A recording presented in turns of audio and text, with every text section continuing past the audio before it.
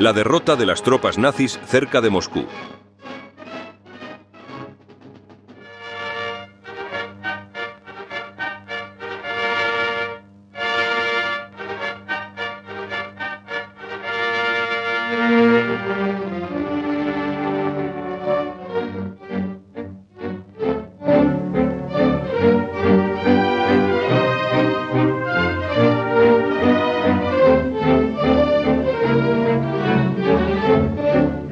Octubre de 1941. Días duros. El enemigo se abalanza sobre la capital.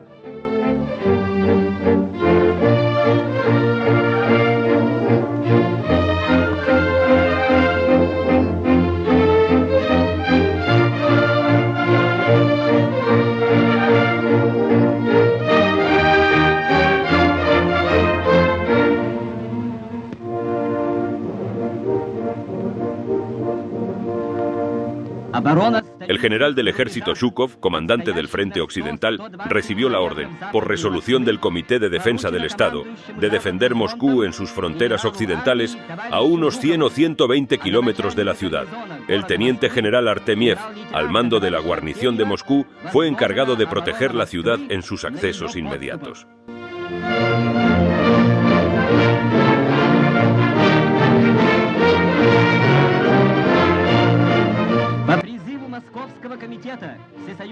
Siguiendo el llamado del Comité del Partido Comunista y del Soviet de Diputados del Pueblo de Moscú, los moscovitas convirtieron su ciudad en una fortaleza. Levantaron barricadas y fortificaron los puestos fronterizos.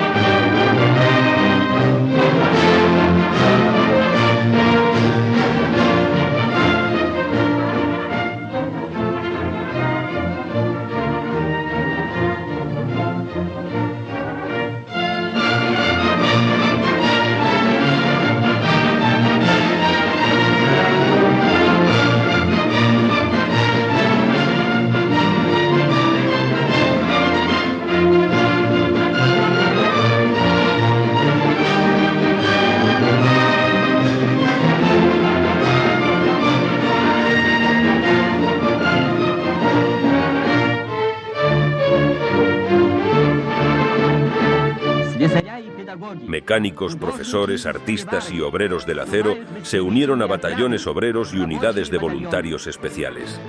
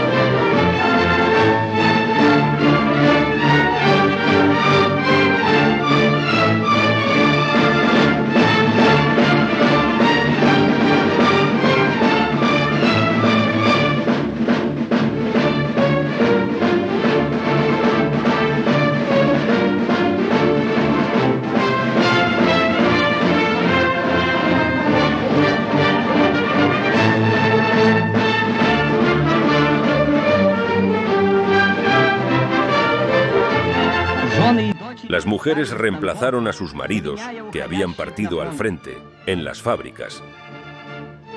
Cada fábrica, cada taller, se convirtió en un arsenal de guerra. Una amenaza mortal se cernía sobre Moscú. En aquellos días, el jefe del Comité de Defensa del Estado, Iósif Stalin, se dirigió a la nación por orden del Comité Central del partido. camaradas soldados del Ejército Rojo y marinos de la Flota Roja, comandantes e instructores políticos, partisanos. El mundo entero los observa, a ustedes, que tienen el poder de destruir y aplastar a las hordas invasoras alemanas. El mundo, hoy bajo el yugo alemán, los contempla como libertadores. Han sido elegidos para cumplir esta gran misión de liberación. Sean dignos de esa misión. Ustedes libran una guerra justa, una guerra de liberación. Que el valor de nuestros grandes antepasados les dé fuerza en esta lucha. Alexander Nevsky, Dmitri Donskoy, Kuzma Minin, Dmitri Posarsky, Alexander Suvorov y Mikhail Kutuzov. Que la bandera victoriosa de nuestra historia los bendiga. Por la derrota total de los invasores alemanes. Muerte a los ocupantes alemanes. Larga vida a nuestra gloriosa patria, a su libertad e independencia. Bajo la bandera de Lenin, adelante, hacia la victoria.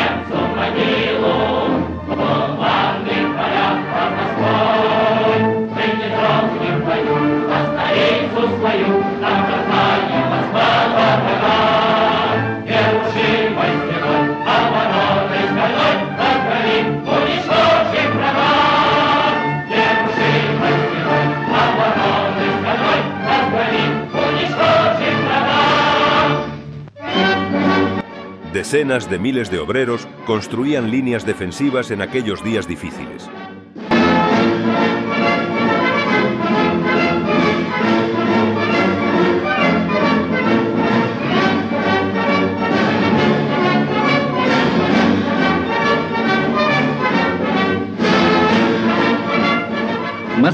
Los moscovitas y los campesinos de los koljoses cercanos levantaban fortificaciones y barreras de troncos para detener el avance enemigo hacia la capital.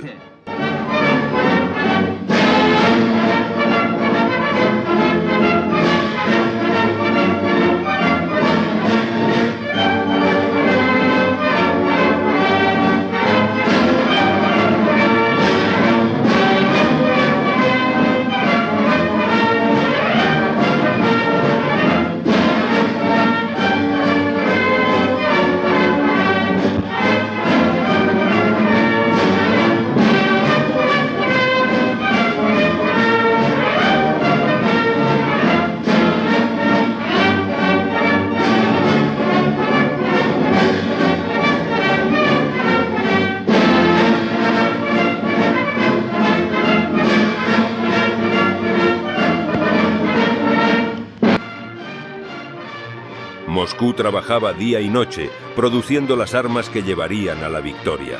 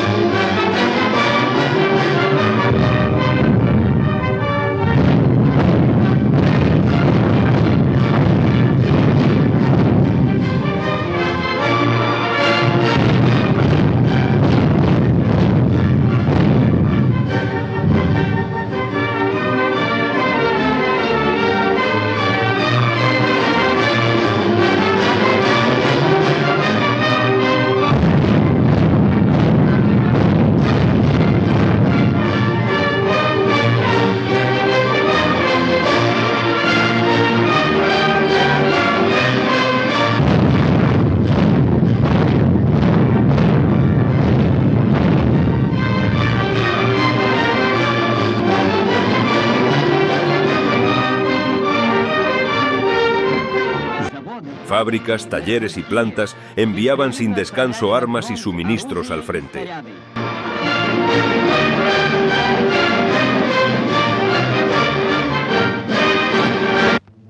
Hitler desplegó cerca de 80 divisiones junto a Moscú para tomar la capital soviética.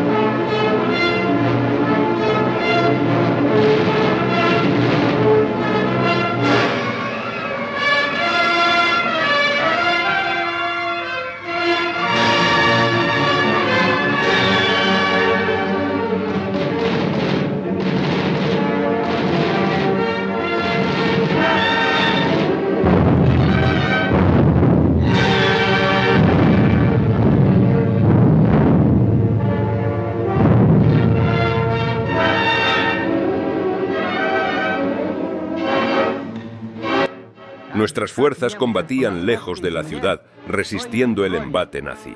Los fascistas pagaban con sangre cada paso que daban hacia Moscú.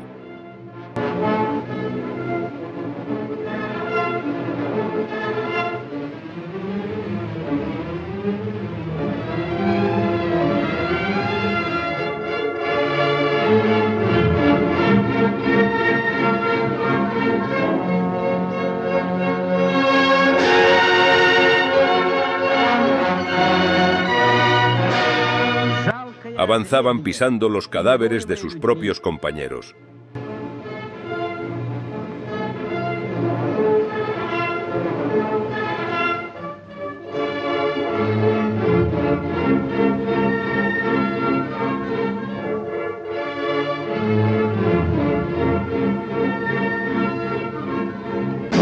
Las fuerzas de la Guardia en la Gran Guerra Patria, soldados y comandantes célebres por su valor, y guiados por una única ley, la victoria, surgían en los combates cerca de Moscú.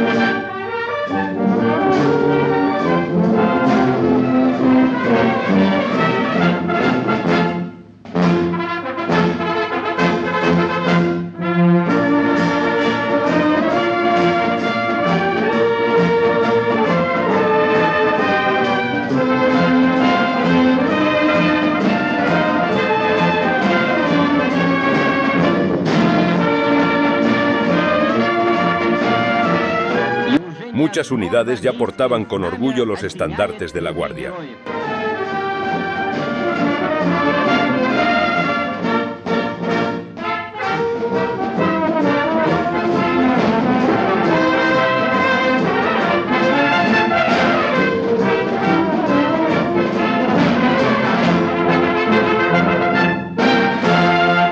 Los mejores hijos de la nación se levantaban en defensa de Moscú.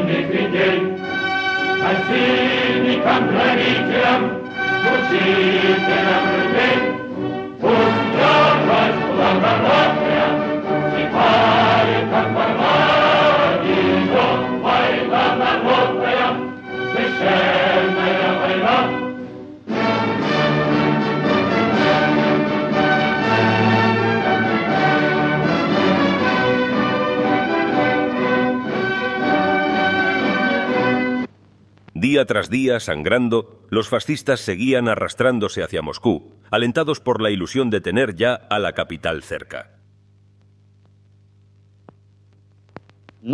Pero el gran asalto de Hitler estaba al borde del fracaso.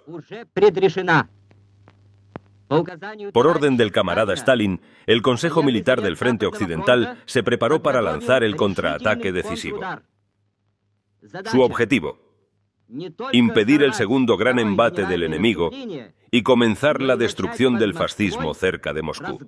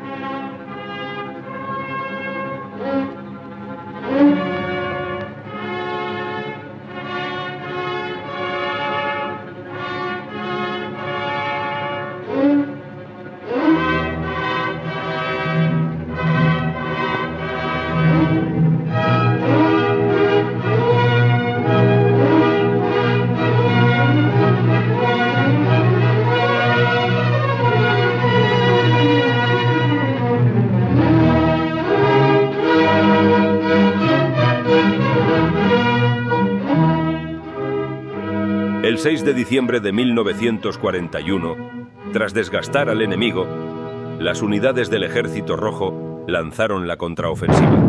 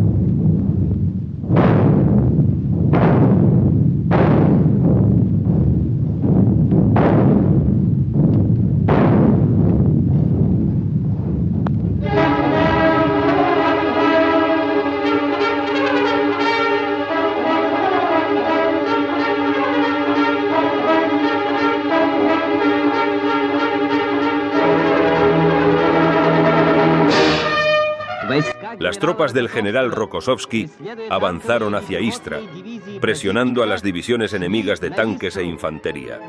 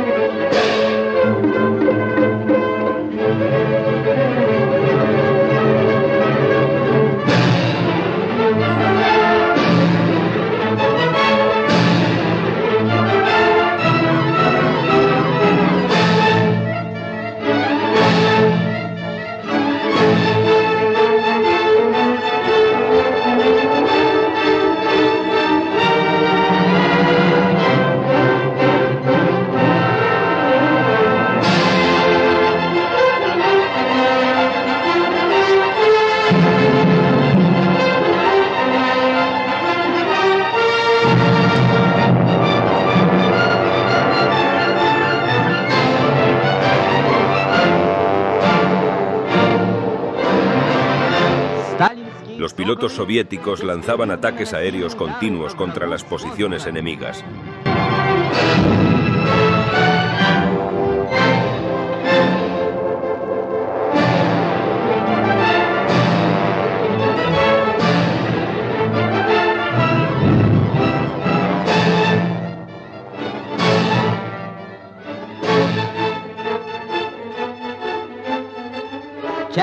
Las tropas del general Boldín empujaban al enemigo, expulsándolo de Tula.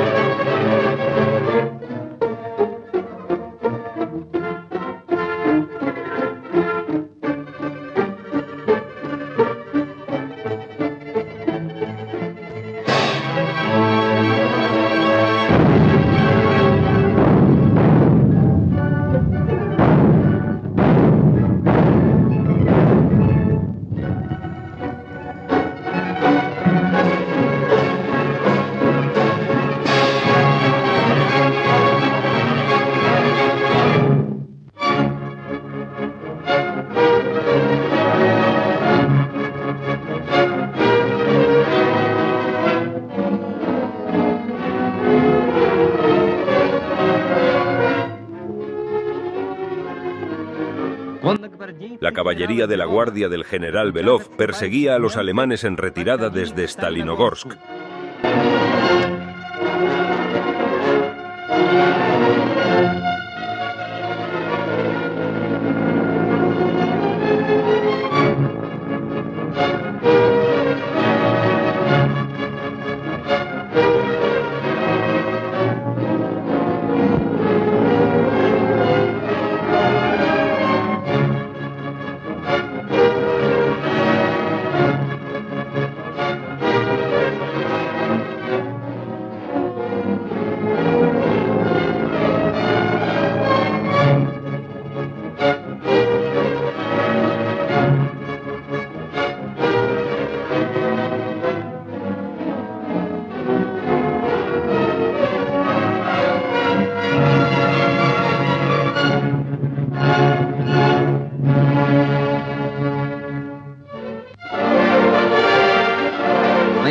Las tropas del general Lelyushenko avanzaban decididamente hacia Rogachov.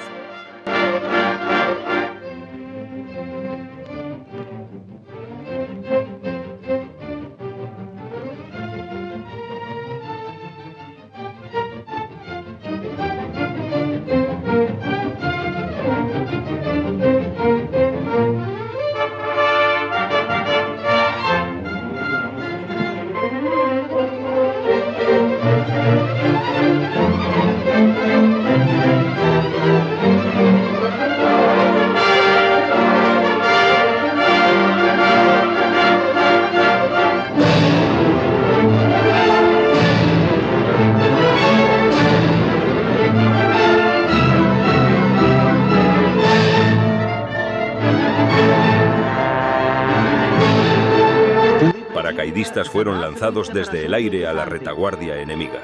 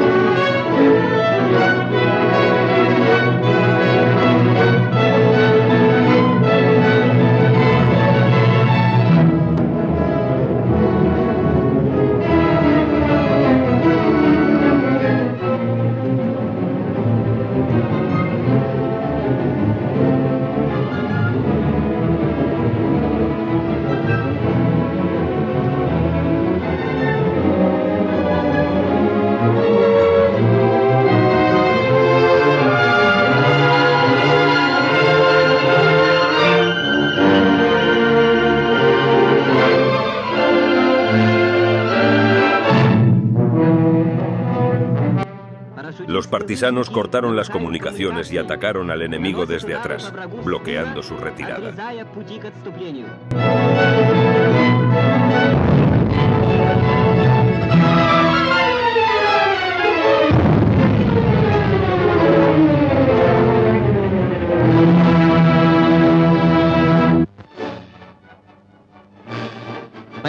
Las unidades del general Kuznetsov se aproximaban a Yagroma.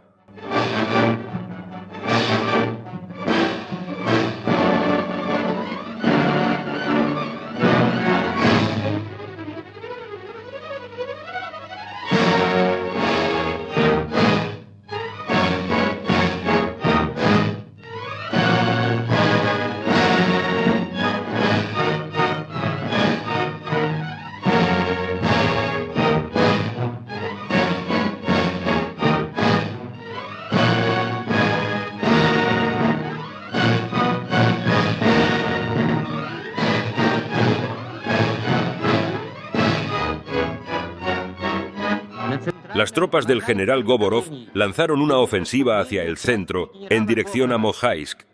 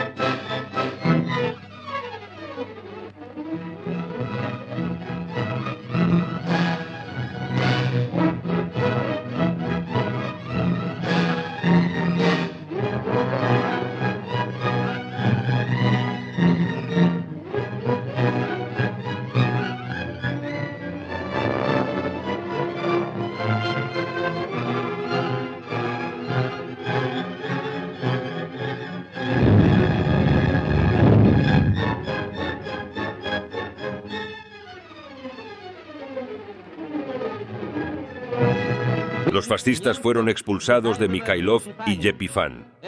La operación fue ejecutada por tropas bajo el mando del general Golikov.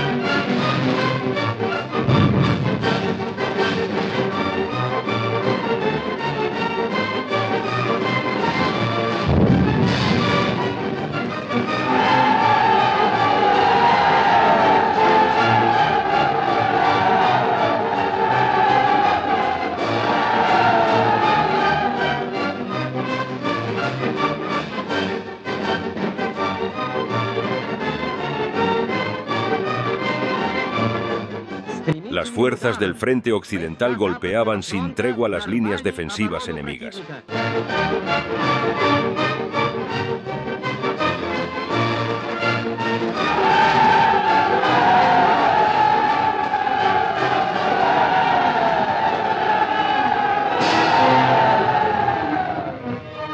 Nuestras tropas liberaban pueblos y ciudades rusas, expulsando a los ocupantes.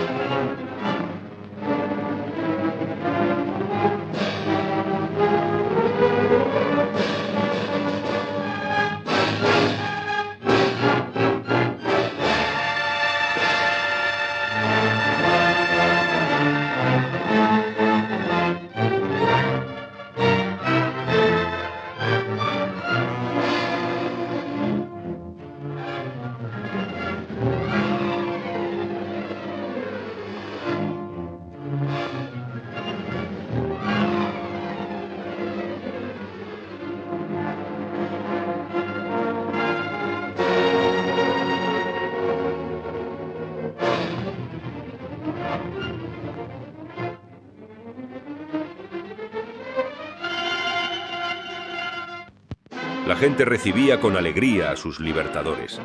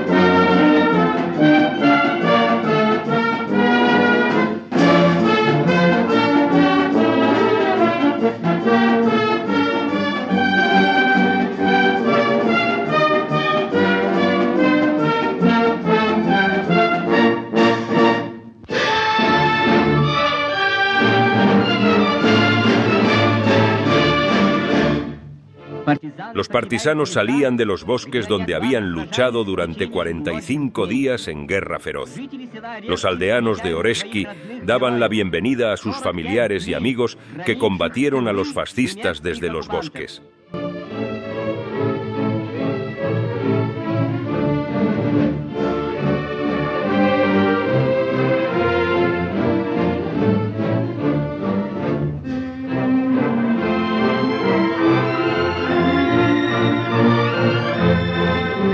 Artemi Batov, presidente del Soviet de Solnechnogorsk, regresaba del bosque, donde había luchado como guerrillero. Lo rodeaban los habitantes de la ciudad.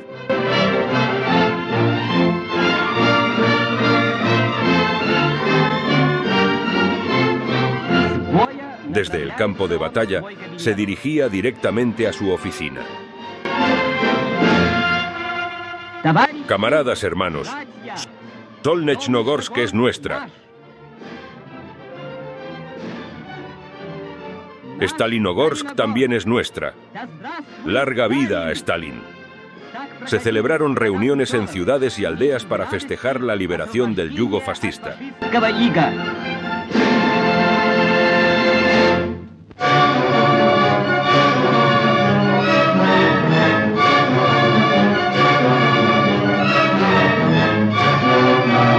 El ejército rojo avanzaba sin cesar, liberando ciudad tras ciudad.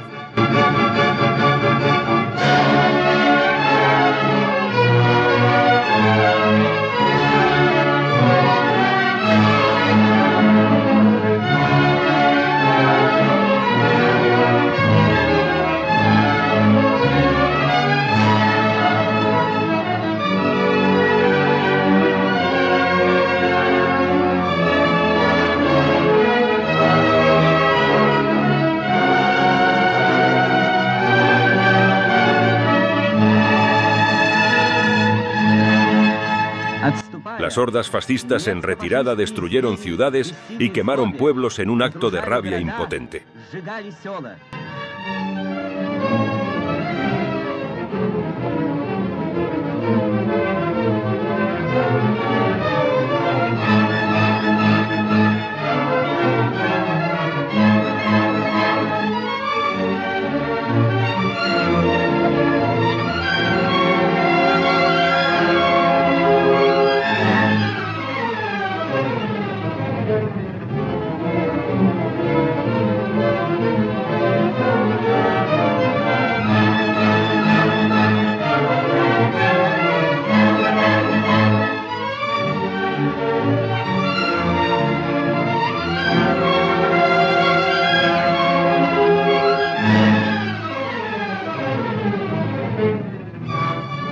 Al abandonar la estación de Moklets, los fascistas incendiaron los graneros repletos de grano que habían saqueado a los campesinos. 2000 campesinos se reunieron para apagar el fuego y lograron salvar la cosecha.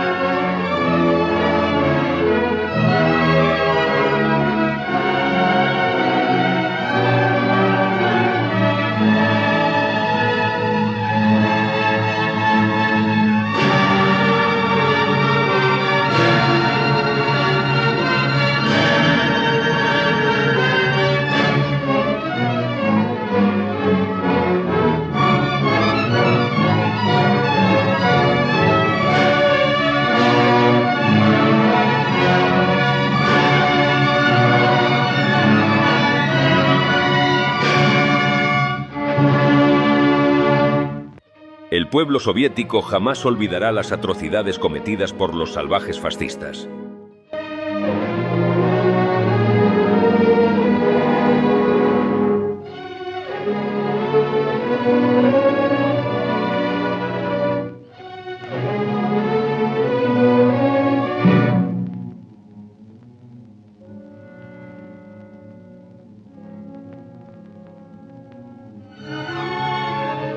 Antes de retirarse, los fascistas encerraban a familias en sus casas y las hacían volar por los aires.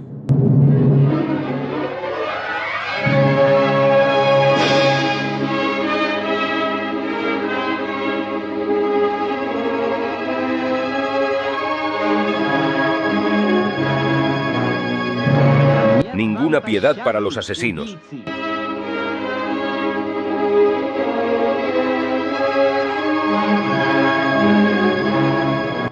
Por odio visceral hacia nuestro pueblo, quemaban vivos a los heridos del Ejército Rojo.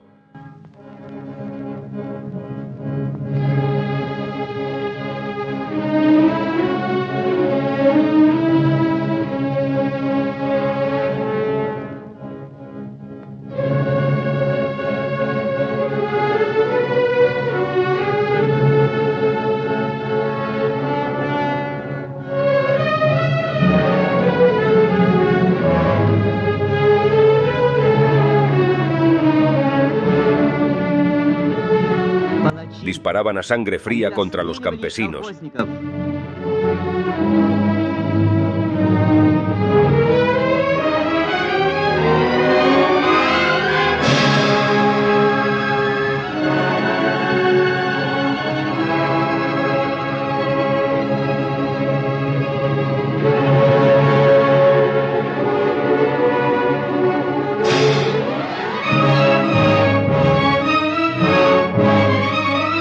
Malditos sean. Violaban y luego asesinaban a nuestras mujeres.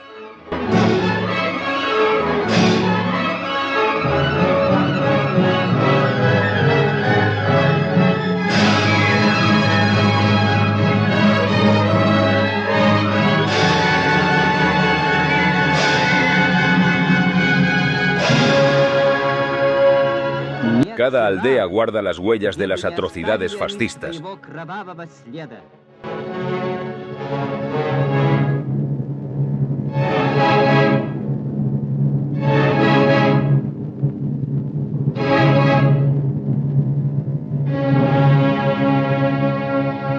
Los fascistas profanaron la cultura rusa destruyendo monumentos de la gloria y el orgullo nacionales.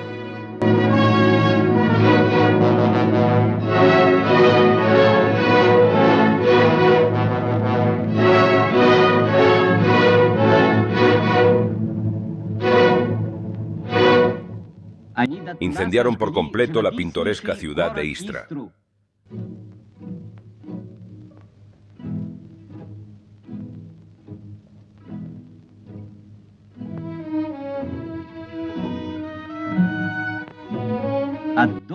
La casa de Chejov fue reducida a cenizas.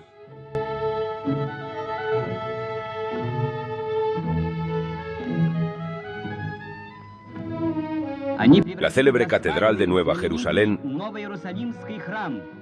obra de Rastrelli y Kazakov, quedó en ruinas.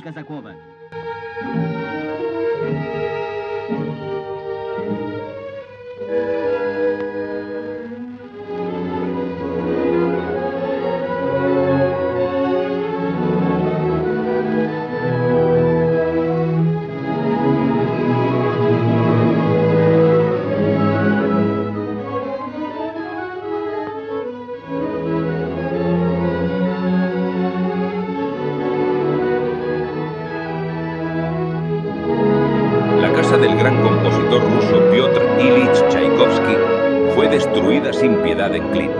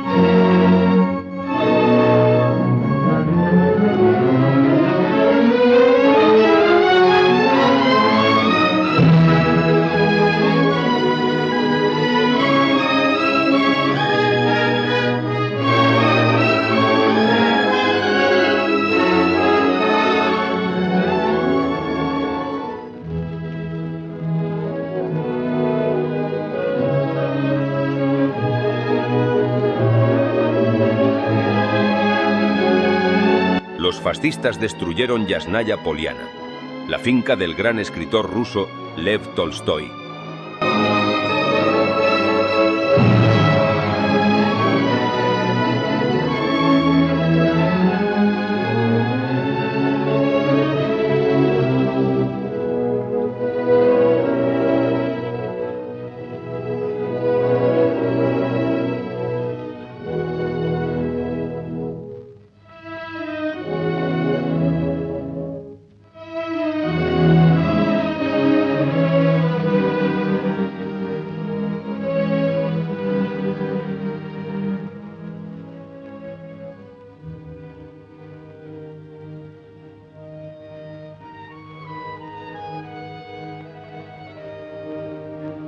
Arrasaron la habitación abovedada donde Tolstói escribió Guerra y Paz, una obra que relata el heroísmo del pueblo ruso durante la guerra de 1812 contra Napoleón.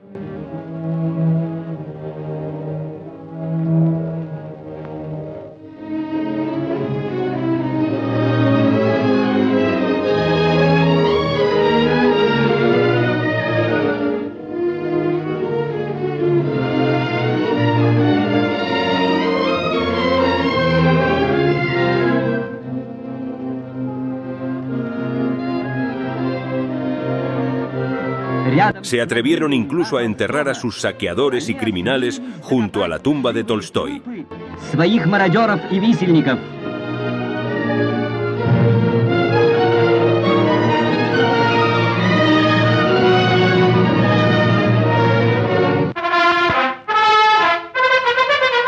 Perseguido el enemigo, el Ejército Rojo avanzaba hacia el oeste. Así quedaron los alrededores de Moscú tras la derrota del invasor.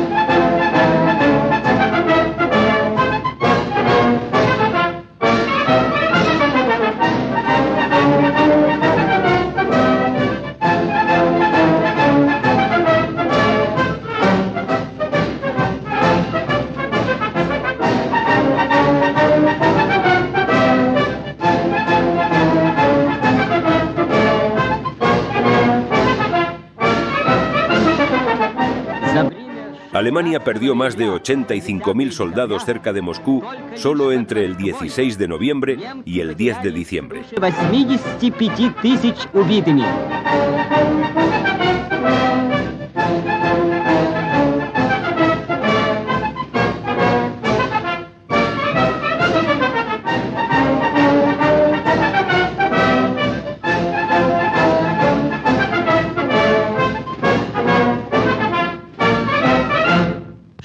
En ese mismo periodo se destruyeron o capturaron 1.434 tanques alemanes, 5.460 camiones, 575 piezas de artillería y 339 morteros.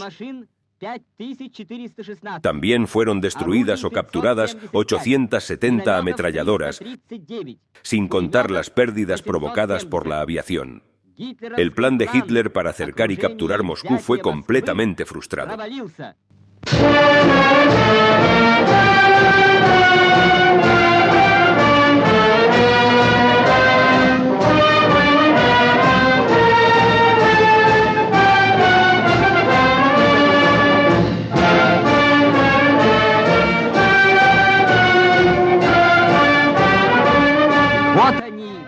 Aquí se libraron los combates más feroces.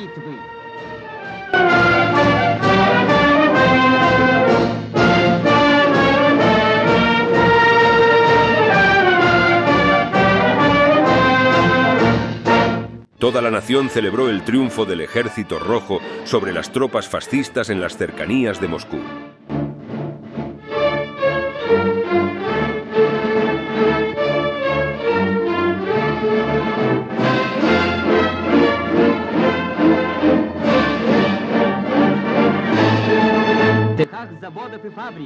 El pueblo soviético organizaba reuniones en apoyo a su ejército.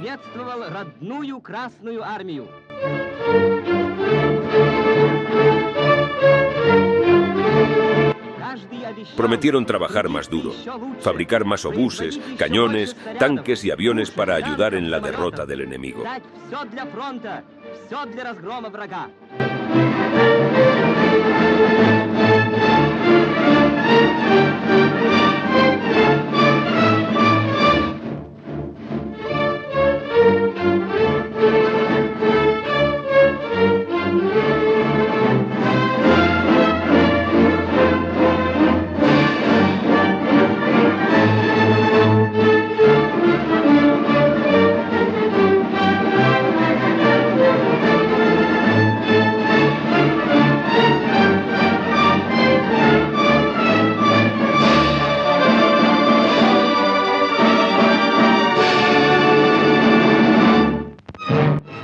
nuevo golpe contra el enemigo.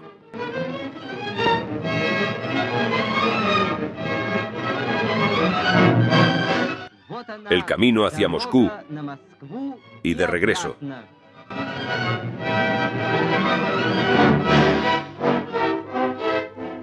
El Ejército Rojo continuaba la persecución de las tropas fascistas.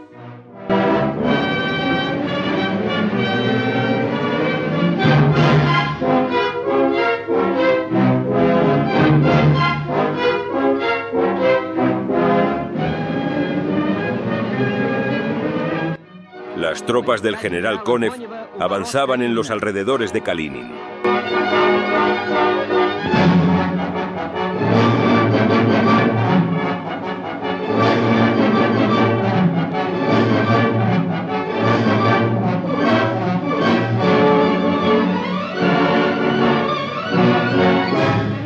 Unidades al mando de los generales Maslenikov y Yushkevich expulsaban a los alemanes de la ciudad.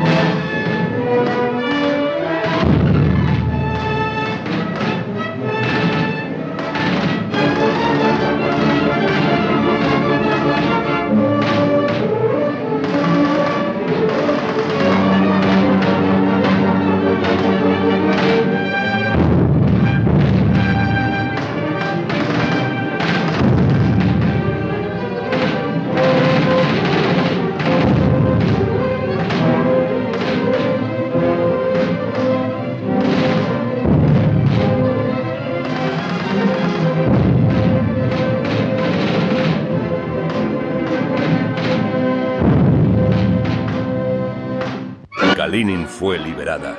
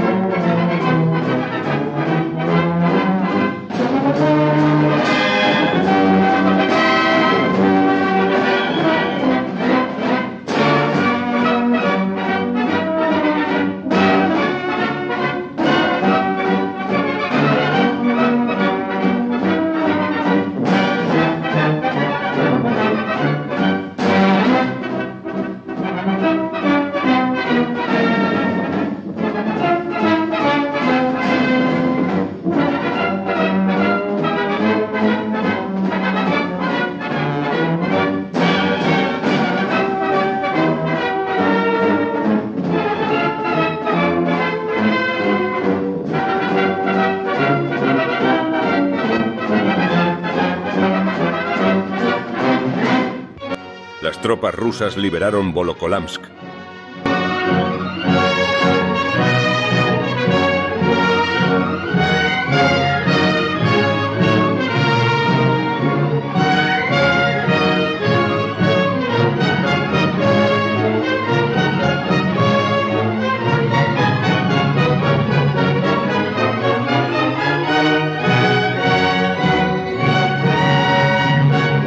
Перед гвардейцами генерала Катукова, вошедшими в город, предстала страшная картина немецкого варварства.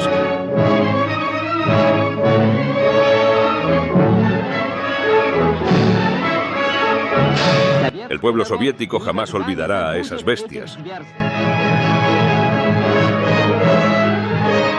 El Ejército Rojo liberará todas las ciudades y aldeas soviéticas.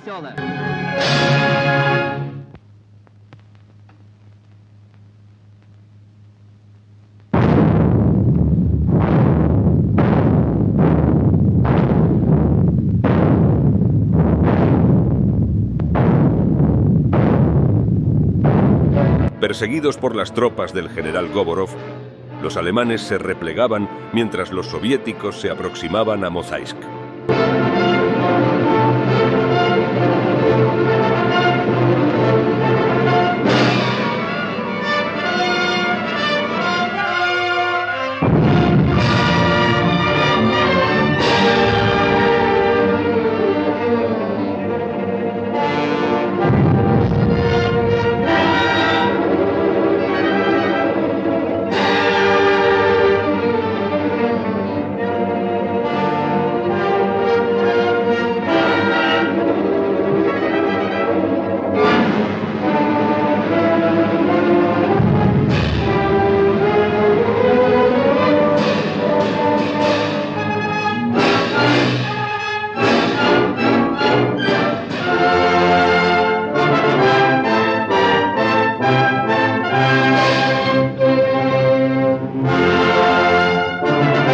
El 20 de enero, las tropas soviéticas expulsaron a los alemanes de Mozhaisk, el último bastión fascista en la región de Moscú.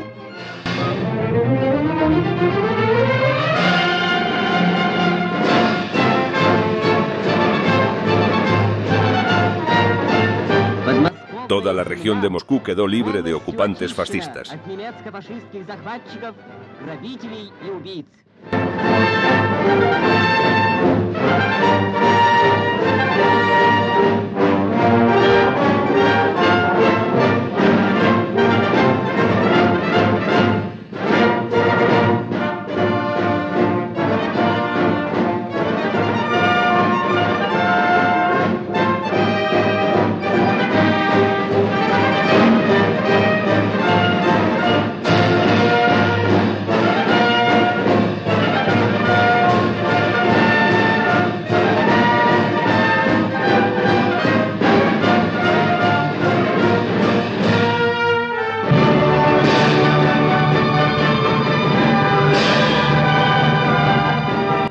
Borodino, símbolo eterno de la gloria militar rusa.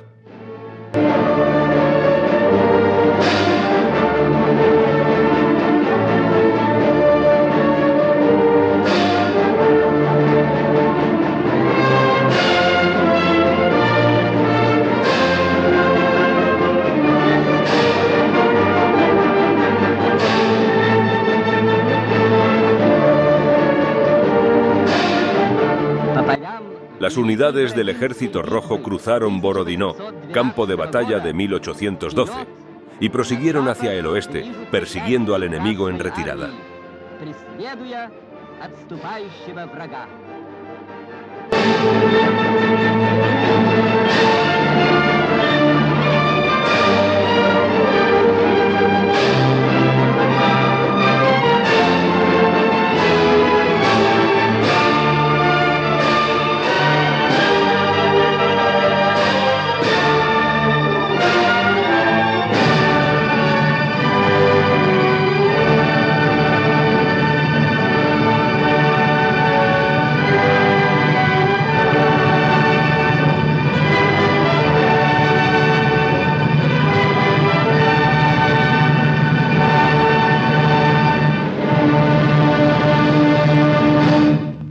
Esta producción fue, en sí misma, un acto de resistencia y un frente más de la guerra.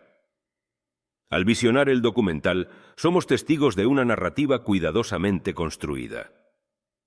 Comienza mostrándonos la movilización civil. Vemos a los moscovitas, hombres y mujeres, jóvenes y ancianos, transformando su ciudad en una fortaleza, levantando barricadas en las calles, cavando zanjas antitanque. Las mujeres aparecen trabajando febrilmente en las fábricas de municiones, produciendo obuses y granadas de mano, un claro ejemplo de la guerra popular donde cada ciudadano tiene un papel.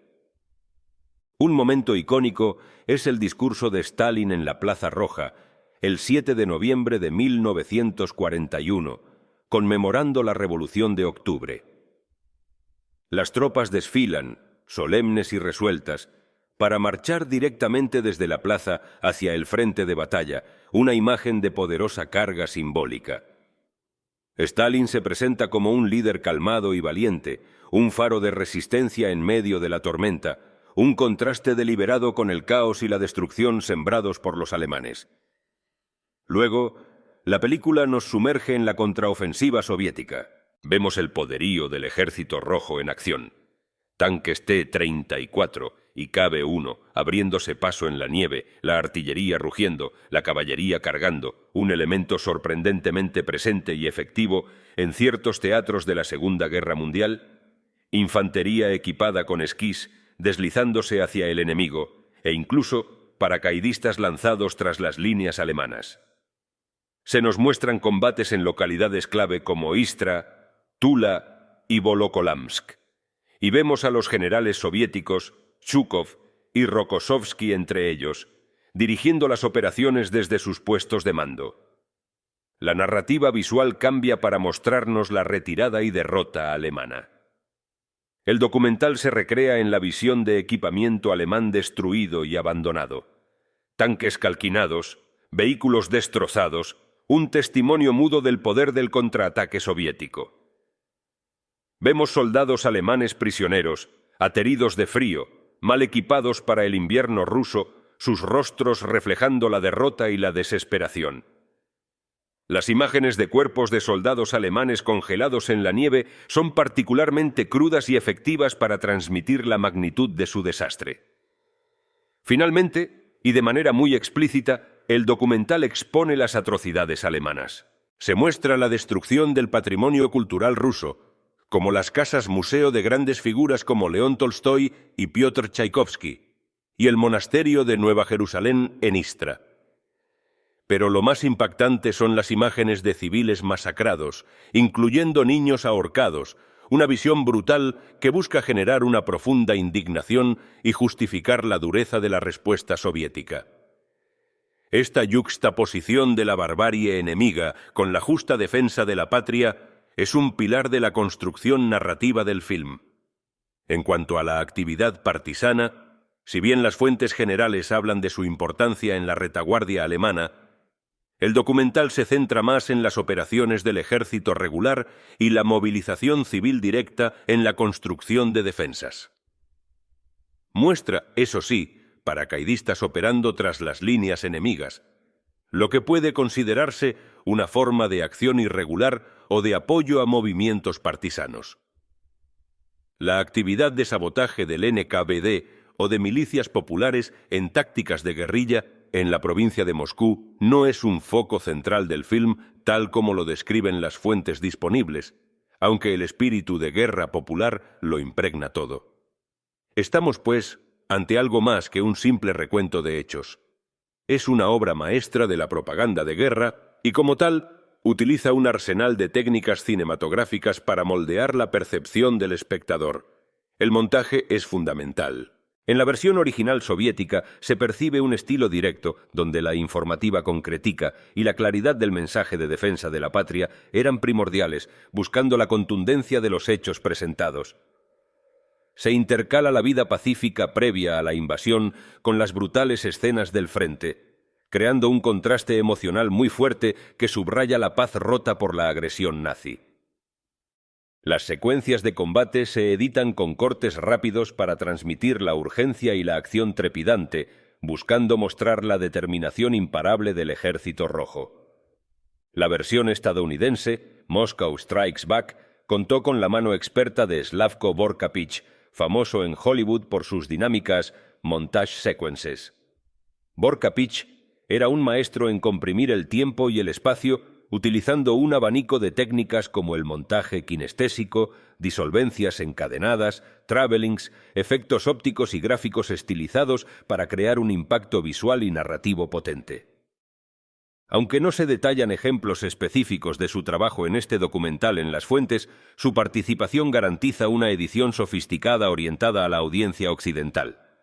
La narración y la música son herramientas cruciales para guiar la interpretación del espectador. En la versión estadounidense, la voz del célebre actor Edward Robinson, con un guión de Albert Maltz, marcaba un tono a menudo sarcástico y condescendiente hacia los alemanes. Frases como «su sangre pura circula mal en suelo ruso» son un ejemplo claro. Al mismo tiempo, se ensalzaba el patriotismo soviético, describiendo el discurso de Stalin como calmado, valiente, sin oratoria. No obstante, algunos críticos de la época consideraron esta narración, en ocasiones, demasiado frívola para la gravedad de las imágenes bélicas que acompañaba. En contraste, la versión soviética original, por insistencia del propio Stalin, optó por un texto de narrador más contenido y explicativo, buscando un tono menos agitador y más centrado en la información. Esto refleja una adaptación del mensaje propagandístico al público al que iba dirigido. La música también juega un papel fundamental. En la adaptación estadounidense, la partitura del compositor de Hollywood Dmitri Tiomkin se utilizó para intensificar las emociones, melodías solemnes durante los momentos de sufrimiento y destrucción, y piezas más enérgicas y triunfales durante las escenas de avance soviético. La versión original soviética también empleaba la música de forma muy emotiva. Un crítico de la época describió como una clara melodía rusa, una protesta airada, acordes sollozantes, acompañaban las imágenes de ciudades quemadas, horcas y cadáveres, provocando lágrimas incluso entre los músicos de la orquesta que grababa la banda sonora con las manos entumecidas por el frío. El montaje es fundamental. En la versión original soviética se percibe un estilo directo, donde la informativa concretica y la claridad del mensaje de defensa de la patria eran primordiales, buscando la contundencia de los hechos presentados. Se intercala la vida pacífica previa a la invasión con las brutales escenas del frente, creando un contraste emocional muy fuerte que subraya la paz rota por la agresión nazi. Las secuencias de combate se editan con cortes rápidos para transmitir la urgencia y la acción trepidante, buscando mostrar la determinación imparable del Ejército Rojo.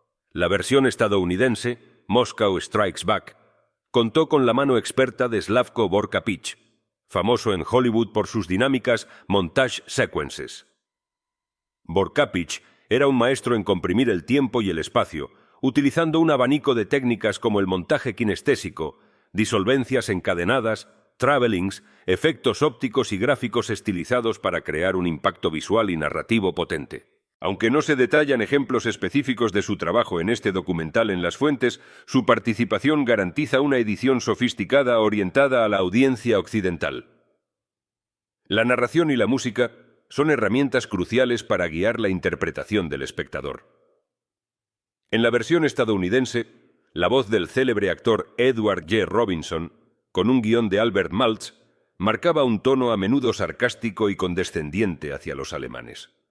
Frases como «su sangre pura circula mal en suelo ruso» son un ejemplo claro. Al mismo tiempo, se ensalzaba el patriotismo soviético, describiendo el discurso de Stalin como calmado, valiente, sin oratoria. No obstante, algunos críticos de la época consideraron esta narración, en ocasiones, demasiado frívola para la gravedad de las imágenes bélicas que acompañaba. En contraste, la versión soviética original, por insistencia del propio Stalin, optó por un texto de narrador más contenido y explicativo, buscando un tono menos agitador y más centrado en la información. Esto refleja una adaptación del mensaje propagandístico al público al que iba dirigido. La música también juega un papel fundamental. En la adaptación estadounidense, la partitura del compositor de Hollywood Dmitri Tiomkin se utilizó para intensificar las emociones. Melodías solemnes durante los momentos de sufrimiento y destrucción y piezas más enérgicas y triunfales durante las escenas de avance soviético. La versión original soviética también empleaba la música de forma muy emotiva. Un crítico de la época describió como una clara melodía rusa, una protesta airada, acordes sollozantes, acompañaban las imágenes de ciudades quemadas, horcas y cadáveres, provocando lágrimas incluso entre los músicos de la orquesta que grababa la banda sonora con las manos entumecidas por el frío. La elección de qué mostrar y qué omitir es, quizás, la técnica propagandística más evidente. El documental está repleto de imágenes que buscan glorificar el heroísmo soviético.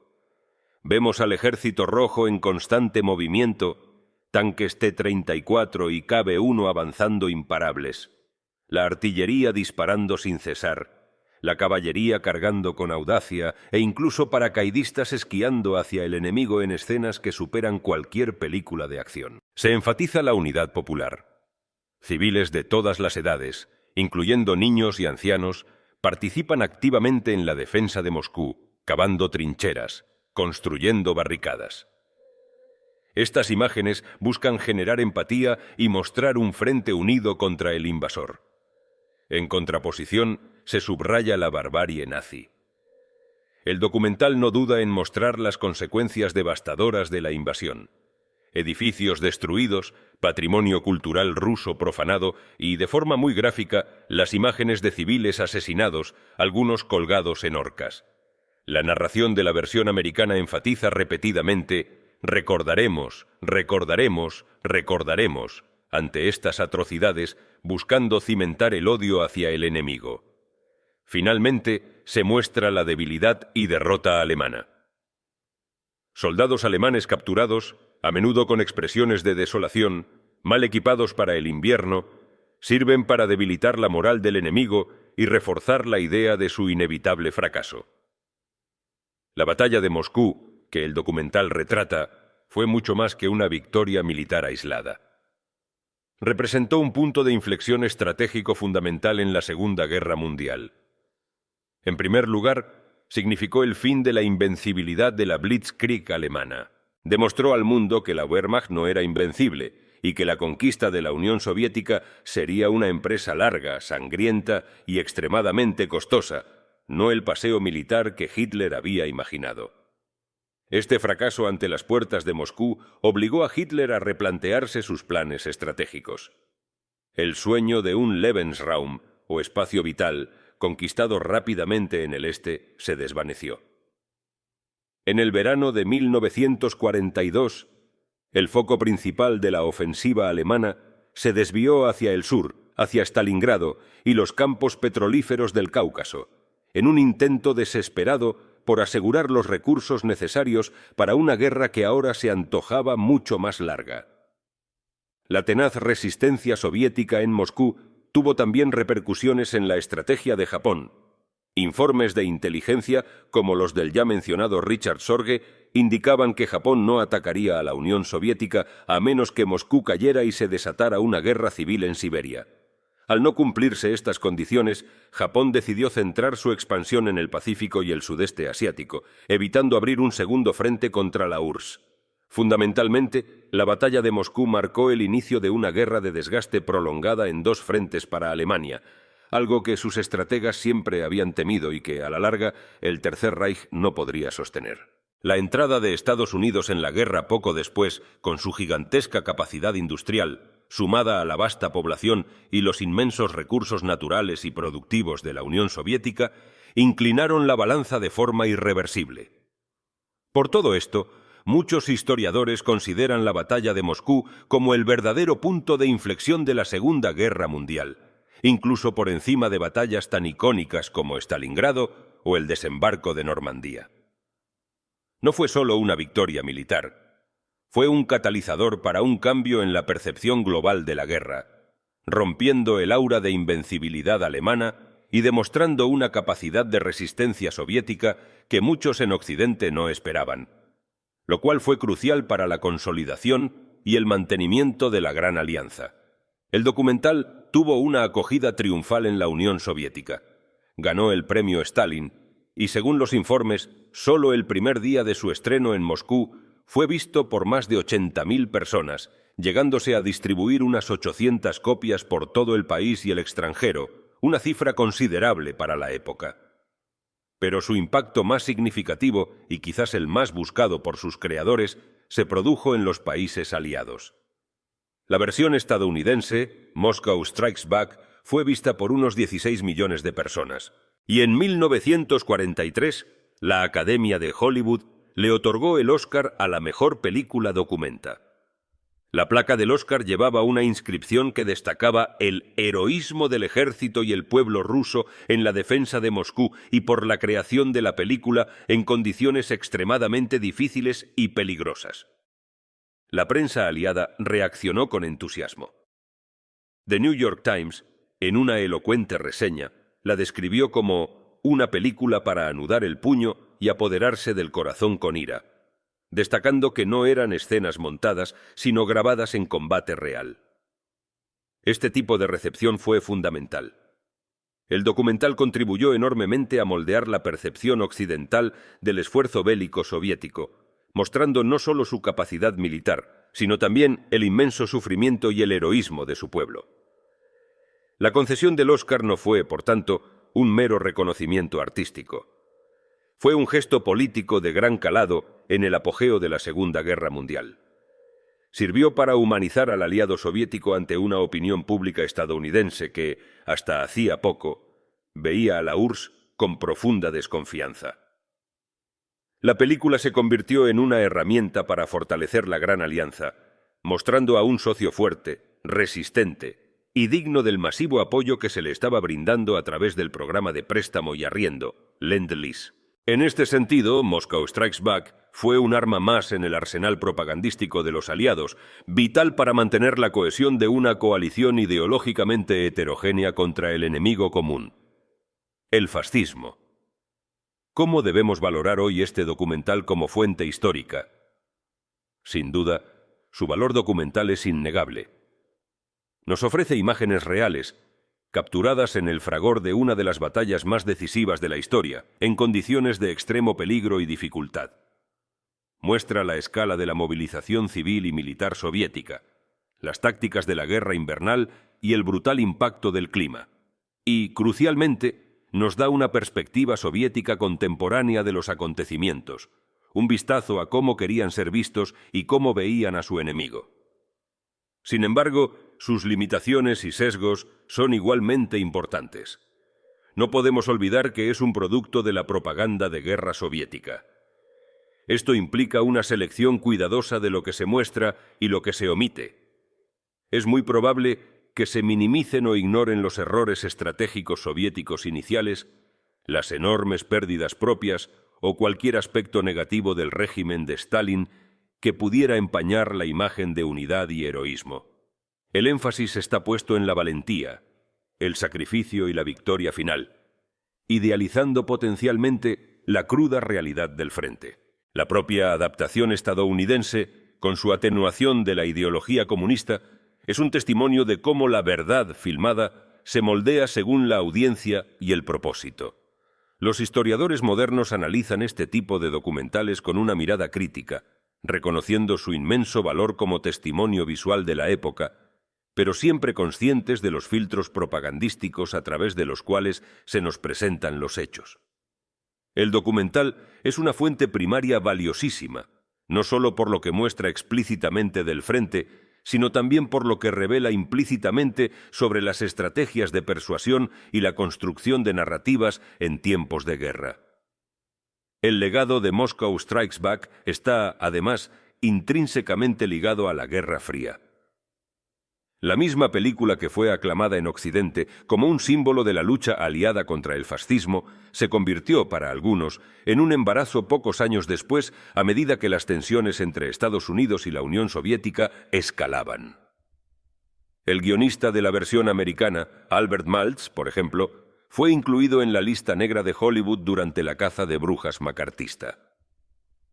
Esto demuestra cómo la interpretación y la valoración de las fuentes históricas, especialmente aquellas con una carga propagandística tan fuerte, están sujetas a los vaivenes del contexto geopolítico. El heroísmo ruso, celebrado durante la Segunda Guerra Mundial, se reinterpretaría para muchos en Occidente a través del prisma de la amenaza soviética durante las décadas siguientes. Esta producción, por lo tanto, es mucho más que un viejo documental de guerra. Es una ventana a un momento crucial de la historia, la Batalla de Moscú, que cambió el curso de la Segunda Guerra Mundial y selló el destino del Tercer Reich. Fue un testimonio filmado en las condiciones más extremas, un grito de resistencia y, a la vez, una sofisticada arma de propaganda. Hemos visto cómo la Operación Barbarroja, nacida de la arrogancia y la subestimación, se estrelló contra la tenaz defensa soviética y el implacable invierno ruso. Hemos analizado cómo el documental utilizó el poder del montaje, la narración y la selección de imágenes para construir un relato de heroísmo y barbarie, adaptando su mensaje para diferentes audiencias y con diferentes propósitos. Y hemos reflexionado sobre su valor como fuente histórica, una fuente que, como toda pieza de propaganda, debe ser leída con ojo crítico, pero que nos ofrece una visión insustituible de cómo se vivió y se contó uno de los enfrentamientos más brutales de la historia, la derrota de las tropas alemanas cerca de Moscú. No solo nos muestra imágenes de una batalla decisiva, nos enseña cómo se forja la memoria histórica, cómo el cine se convierte en un actor en el gran teatro de la guerra, y cómo la verdad, en tiempos de conflicto, es a menudo la primera víctima, pero también, paradójicamente, un arma poderosa.